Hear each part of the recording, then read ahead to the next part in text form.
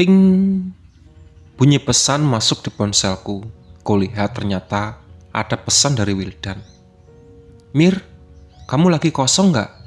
Keluar yuk. Kemana? Jalan-jalan aja, bosen aku di rumah. Kamu jemput aku ya? Di mana? Di kuburan? Hah? Ya di rumah lah. Oke, aku datang bentar lagi. Aku bangkit dari tempat tidur, lalu bergegas ke kamar mandi. 10 menit kemudian, tet, tet, suara klakson motor metik terdengar di depan rumah. Bentar Dan, aku pakai baju dulu, ucapku sambil berlari ke kamar, masih menggunakan handuk. Setelah menggunakan baju, aku langsung menghampiri dia di depan. Mau kemana? Tanyaku. Keluar dulu lah, ntar baru dipikirin kemana. Ya udah deh. Di antara teman yang lain, Wildan ini paling dekat denganku. Walaupun dia tahu aku bisa melihat makhluk lain, tapi jarang sekali dia ingin tahu tentang mereka. Sejujurnya, aku masih merasa bersalah tentang tragedi nasi goreng beberapa bulan lalu. Sampai detik ini, dia sama sekali belum tahu kalau yang dimakan itu bukanlah nasi goreng. Yah, tapi dia kelihatan sehat-sehat aja, jadi lebih baik tidak tahu. Sepeda motor mulai melaju meninggalkan perumahan menuju ke jalan utama. Mir? Oi, lapar nggak kamu? Lapar? Makan soto yuk. Katanya ada tempat baru, terus rame banget. Di mana emangnya? Itu di dekat jembatan layang. Oh, gas lah. Wildan memacu motornya dengan cukup kencang menuju jalan layang. Tuh kan rame. Terlihat sudah banyak motor dan mobil parkir di depan resto itu. Wildan memarkirkan motornya, sedangkan aku masih mengambil nomor antrian meja. Dapat nomor berapa, Mir? Tanya Wildan. Nomor 17. Katanya sih agak lama. Sekarang baru nomor 13. Siap, tunggu aja. Kuedarkan pandangan mengamati setiap sudut resto. Desainnya terlihat apik dengan ornamen khas Jawa. 17. Teriak salah satu pelayan resto. Aku dan Wildan yang sedang duduk di parkiran langsung berjalan menghampirinya. Bahkan Wildan sampai berlari. Sepertinya dia tidak sabar mencicipi makanan resto ini. Kami pun diberi tempat duduk khusus berdua di pojok kiri resto. Salah seorang pelayan meletakkan menu makanan lalu pergi lagi ke area dekat kasir. Kamu mau makan apa, Mir? Bentar. Aku masih serius melihat-lihat menu. Satu persatu, halaman menunya kubuka. Sampai di halaman khusus soto, mataku langsung tertuju pada soto babat kambing. Kayaknya enak, pikirku. Jangan itu, yang lain aja, ucap suara di batinku. Sop kaki kambing, pikirku. Jangan, yang lain aja. Masih suara yang sama. Soto ayam, pikirku lagi. Kakiku terbentur meja. Kenapa kamu? Enggak. Sebenarnya aku kaget karena kepala si King Kong tiba-tiba muncul dari bawah meja. Yang lainnya, bisiknya. Aku membuka lembaran lain, siomay. Ucapku agak keras. Si King Kong langsung mengacungkan jempolnya dan menghilang. Oke siomay, minumnya? Ucap Wildan. Teh hangat aja. Wildan langsung mengangkat tangan memanggil salah satu pelayan resto. Mbak, 1 soto daging dan siomaynya dan 2 teh hangat ya, ucap Wildan memesan makanannya. Sotonya pakai nasi? Tanya si mbak.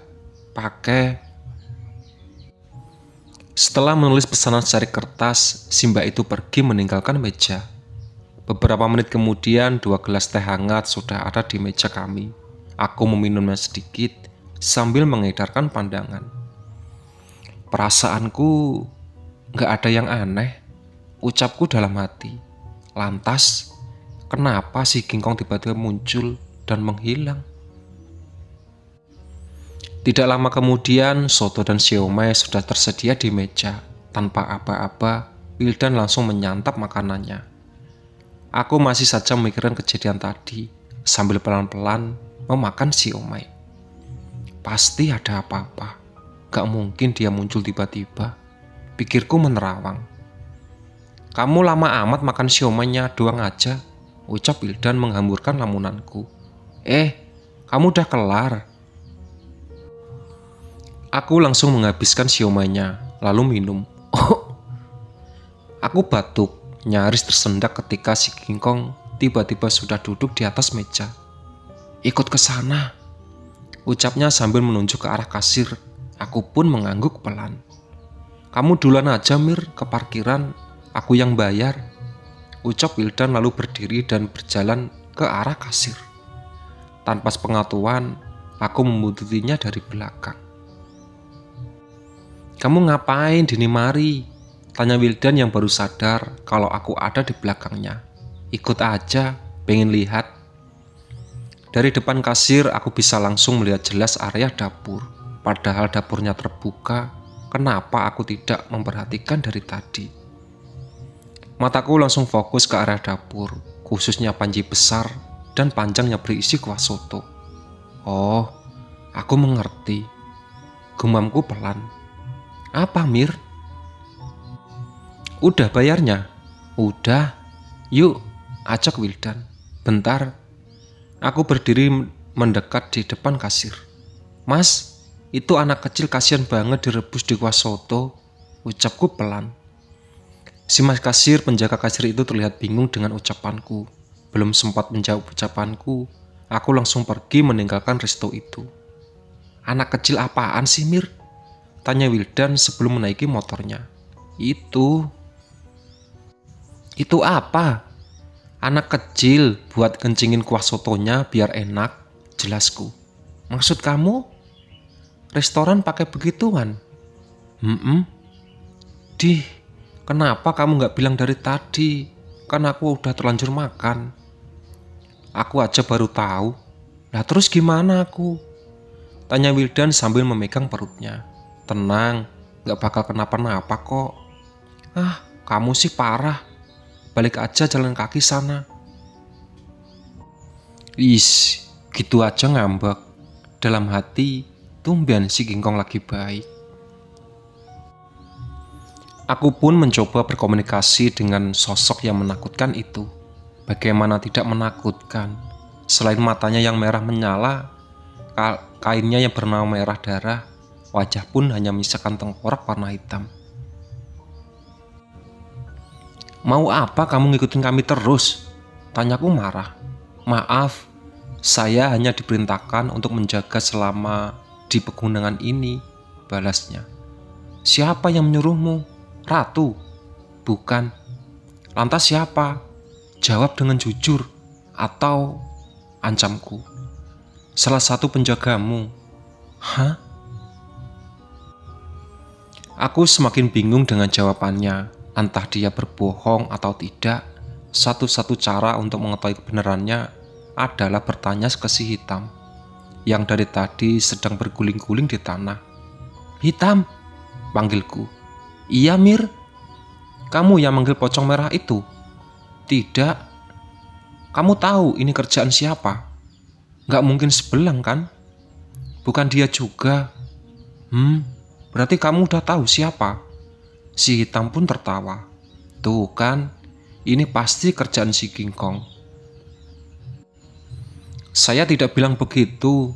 Dari tadi tingkahmu sudah tidak terlihat jelas. Dia pun kembali tertawa.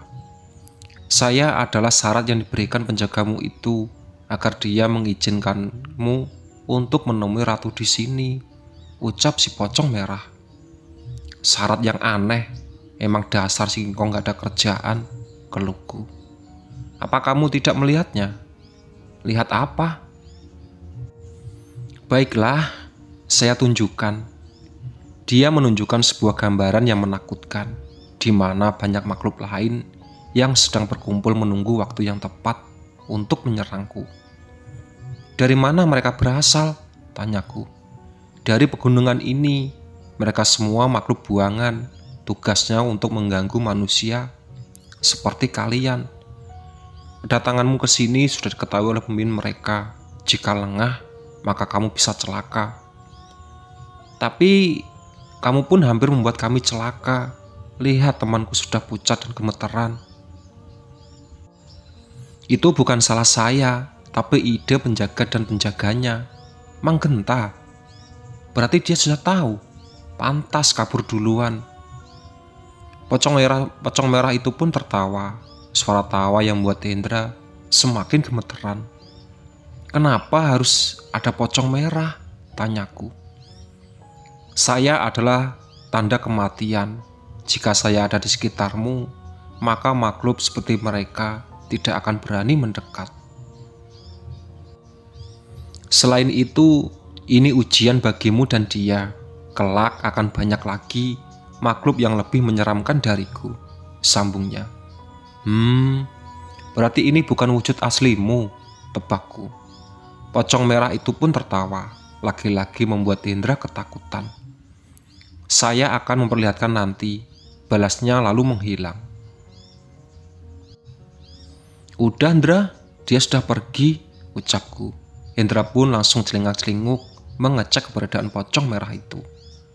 Beneran gak akan balik lagi? Tanyanya. Aku tidak bisa menjawabnya, hanya bisa membalasnya dengan senyum. Beberapa menit kemudian 50 tusuk sate maragi sudah tersedia di atas meja kayu. Kami pun makan dengan lahap. Tidak butuh waktu lama untuk menghabiskan semua. Setelah menyeruput segelas teh panas dan menyambar makanan, kami pun kembali ke mobil. Ini beneran pocong? Pocong itu gak bakal muncul lagi? Tanya Hendra. Ya lihat aja nanti, balasku sambil menggaruk kepala. Mobil pun mulai melaju menyusuri jalan pegunungan. Aku masih belum penasaran kehadiran pocong merah itu. Di sini kan?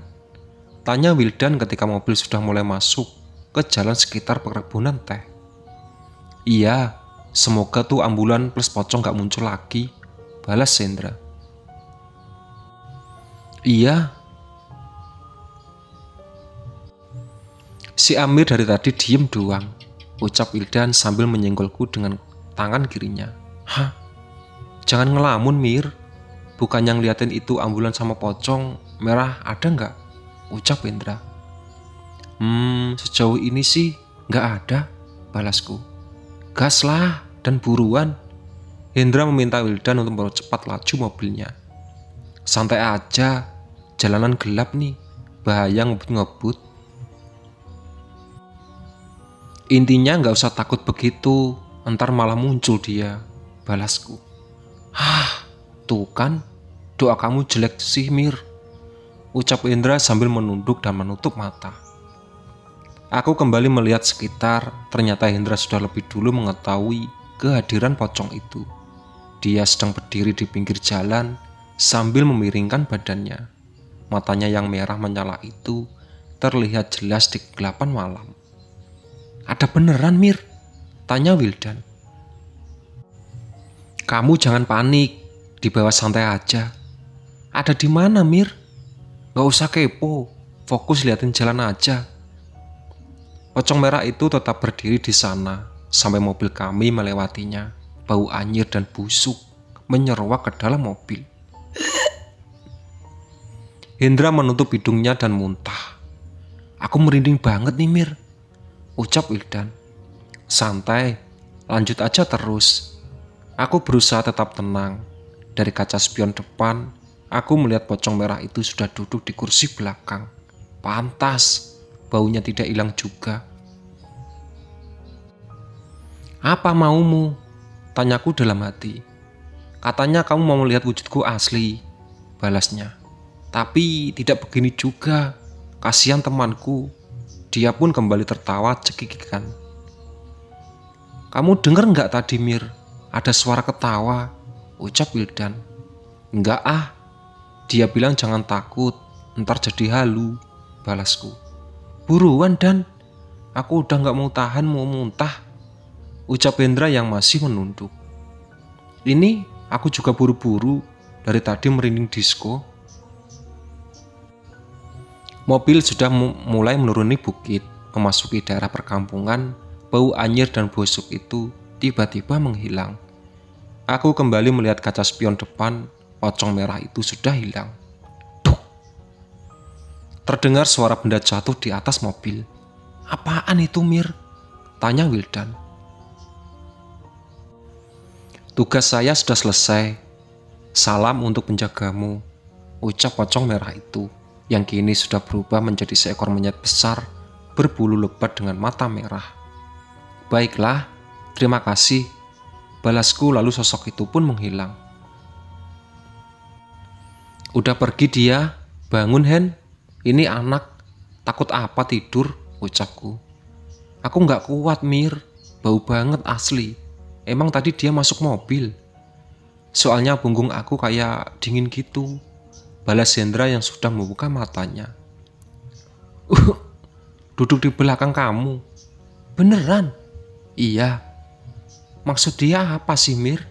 Tanya Hendra. Jangan bahas sekarang, kalau dia balik lagi gimana? Entar aja di kosan, ucapku menakut-nakuti Hendra. Iya, entar aja. Kurang dari 1 jam mobil kami sudah siap sampai di kosan. Sejak tadi tidak ada percakapan penting. Setelah membagikan mobil, kami semua pun buru-buru turun menuju toilet. Di dalam kosan, aku melihat si King Kong sedang bermain-main dengan kucing. Gimana perjalanannya, Mir? Tanya si King Kong yang lagi ngejar kucing. Gak usah pura-pura gak tahu. Aku berlalu lari menuju kamar mandi. Setelah selesai dengan urusan masing-masing, kami kembali kumpul di ruangan TV. Aku harus menceritakan semua kejadian malam ini sambil menunggu azan subuh. Jadi, Mang Genta udah tahu, ucap Hendra agak marah. Iya, balasku. Pantesan dari tadi gak berani muncul, dipanggil-panggil juga gak datang. Mending omelin dia, ucapku sambil menunjuk si King Kong yang masih bermain di koridor. Aku gak berani Mir, ntar aku malah dikerjain makin parah. Si King Kong pun tertawa dengan mendengar ucapan Hendra. Tuh, dia dengar, sambung Hendra. Pak Ayah, baru dikerjain anak buah saya sudah ketakutan. Ejek si King Kong sambil berlari di koridor. Kamu juga Mir, masa tidak bisa melihat wujud aslinya? Hah, memalukan, sambungnya. Tuh kan, aku juga kena, keluhku lalu tertawa. Hendra pun ikut tertawa. Mulai deh pada ketawa sendiri, aku gak diajak-ajak, ucap Wildan. Kamu pengen tahu Dan? Tawarku. Iya Mir. Kamu ingat cewek cantik di pemandian? Pastilah, cantik gitu. Hendra tidak kuat menahan tawanya. Kenapa sih kamu Hen? Ucap Wildan kesel. Dia itu kuntilanak kuning, Wildal Barakta. Astaga, kamu polos bener. Jelas Hendra lalu kembali tertawa. Bah, parah banget kamu berdua kalian ngasih tahu. Pantesan dia tiba-tiba hilang, selaku. Aku dan Hendra kembali tertawa ngakak.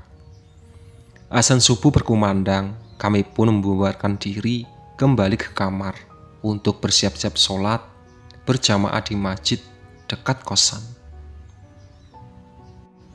Itulah sahabat cerita dari cerita Amir.